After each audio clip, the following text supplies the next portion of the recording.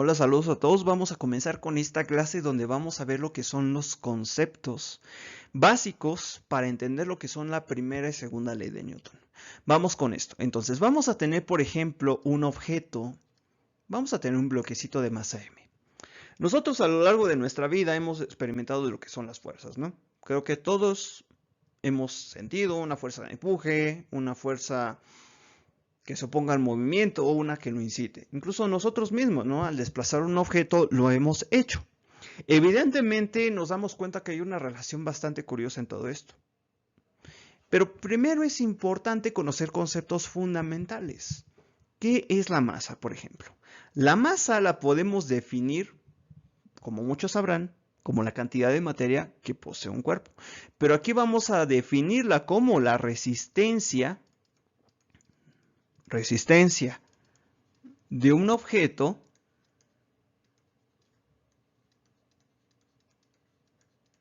al cambio de movimiento, ¿ok? Al cambio de movimiento. Vamos a definirlo de esa manera, porque obviamente vamos a introducir un concepto muy importante.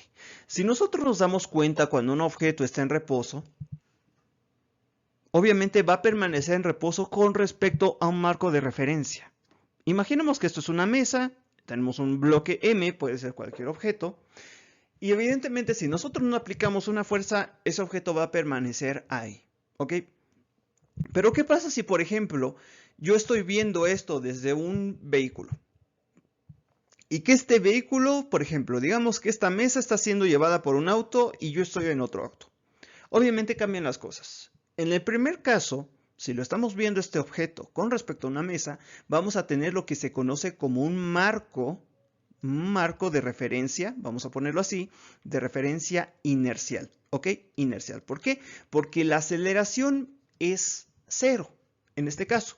Pero por ejemplo, si digamos que yo tengo un objeto que tiene dicha masa m y por ejemplo, digamos que tenemos una mesa con ruedas, y que lleva obviamente una velocidad y que por ejemplo nosotros nos estamos moviendo, vamos a tener lo que se conoce como un marco de referencia no inercial, ¿ok?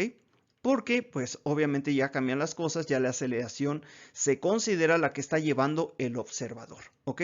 Vamos a poner así, marco de referencia no inercial. Entonces, obviamente nosotros podemos considerar la Tierra como un marco de referencia inercial. ¿Por qué razón? Muchos se preguntarán, ¿por qué rayos hacemos eso? Si se supone que la Tierra está en movimiento, se está moviendo, se está desplazando. Sí, propiamente. Pero como son velocidades que permanecen constantes, es decir, como no hay una aceleración, ya que en dado caso de que existiera una aceleración de la Tierra, pues todos saldríamos disparados del planeta. O en caso contrario de que desacelera, pues también. Pero como no es la situación y como también la velocidad de la Tierra permanece constante y asimismo también la de la galaxia, porque todo en el universo está en movimiento, como son velocidades constantes, pues podemos establecerlo como un marco de referencia inercial, ¿ok? Ya que tenemos establecido esto, podemos definir entonces lo siguiente. Vamos a definir lo que es la primera ley de Newton. ¿Cómo podemos definirla? Tomando en cuenta todos esos criterios que nosotros establecimos. Vamos a tener que un objeto permanecerá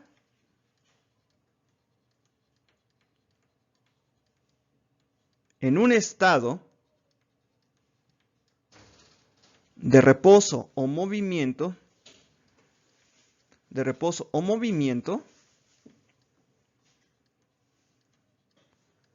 a menos que una fuerza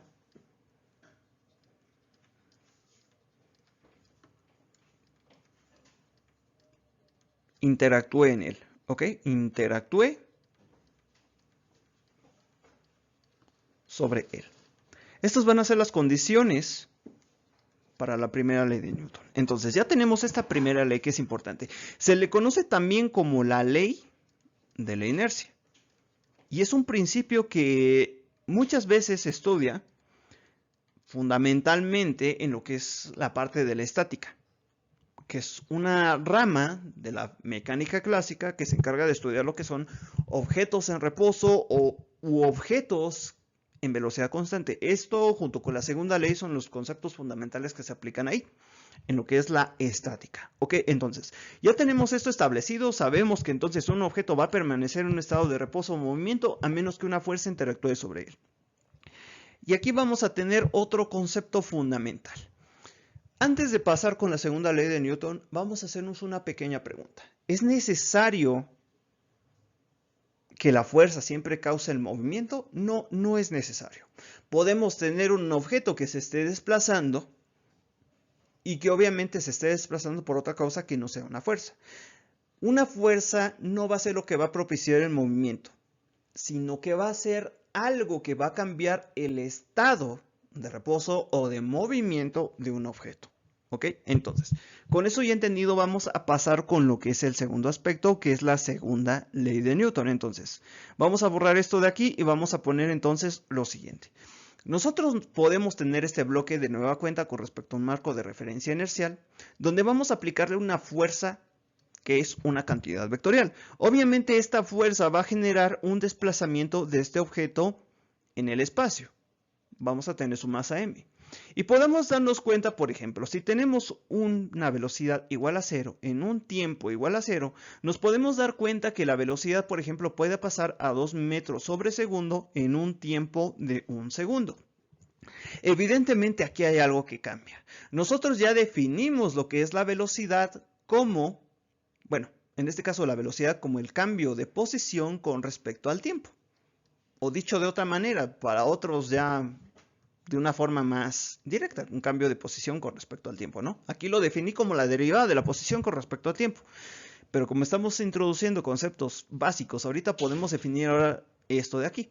Entonces, la aceleración la podemos definir entonces como el cambio de la velocidad con respecto al tiempo, pero si nosotros nos acercamos infinitesimalmente cuando el tiempo tiende a cero, podemos definir que esto es la derivada de la velocidad con respecto al tiempo. Evidentemente, como hay un cambio de velocidad desde parte del reposo hasta el movimiento, podemos definir entonces que hay una aceleración. Entonces, podemos definir la aceleración como una cantidad vectorial que está actuando directamente a partir de la fuerza que está interactuando en el objeto. Por experimentación y estudio se puede definir que entonces la fuerza es directamente proporcional al producto de la masa por la aceleración. Y esto podemos definirlo o establecer una igualdad que establece que la masa por la aceleración nos va a generar una fuerza. Entonces, ¿qué es lo que tenemos aquí? Vamos a tener lo que es la segunda ley de Newton, ¿no? Esto es la segunda ley de Newton. Básicamente ya lo definí sin necesidad de escribirlo, todo lo que es la parte de un enunciado, lo podemos definir simplemente como esto, que la fuerza ejercida sobre un objeto me va a producir una aceleración, ya sea que esté en reposo o que esté en movimiento, porque si está en movimiento va a generar un cambio de la velocidad, o en caso contrario de que yo tenga un objeto que está en reposo, entonces vamos a tener un cambio de reposo a movimiento. Por lo tanto, hay una aceleración. Ya con esto tenemos establecido lo que es la primera y segunda ley de Newton. Vamos a definir la tercera de una vez ya. Ya que estamos aquí, pensaba que iba a tardarme más, pero vamos a definirlo. Vamos a definir entonces también la tercera ley. Ya no nada más la primera y la segunda. Vamos a definir la tercera ley. ¿Qué pasa si yo, por ejemplo, tengo dos objetos que llevan una fuerza que nosotros aplicamos, pero otra fuerza que está, por ejemplo, aplicada en sentido contrario? Vamos a tener lo que es una fuerza 1 y una fuerza 2. Evidentemente vamos a tener un objeto que va a tener una masa 1 y un objeto que tiene una masa 2. Obviamente van a llevar una aceleración 1 y una aceleración 2. ¿Ok? Entonces, vamos a tener esto aquí. ¿Qué pasa en el momento en que estos objetos colisionan?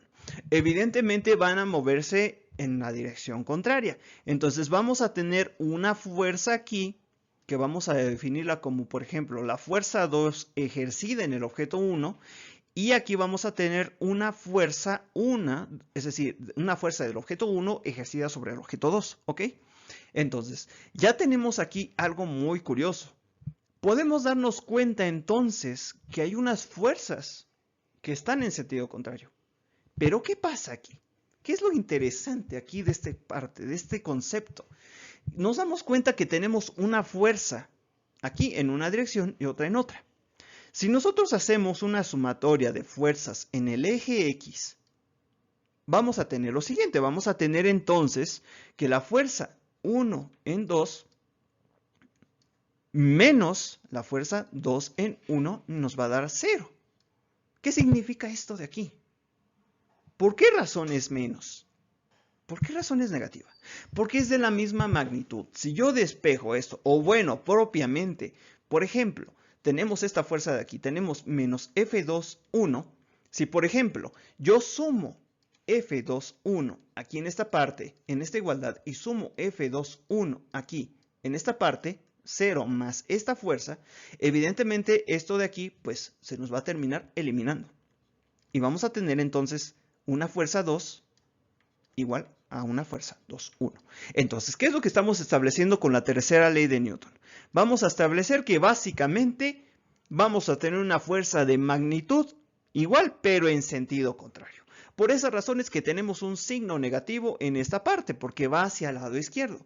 Por eso la ponemos así, porque generalmente, por convención, siempre la sumatoria de fuerzas en el eje X se establece como positivas en el lado derecho. En caso contrario, se establece como una fuerza negativa, tomando como referencia un sistema de coordenadas cartesiano. En eso podemos establecer un sistema de coordenadas donde tenemos un eje X y un eje Y. ¿Ok?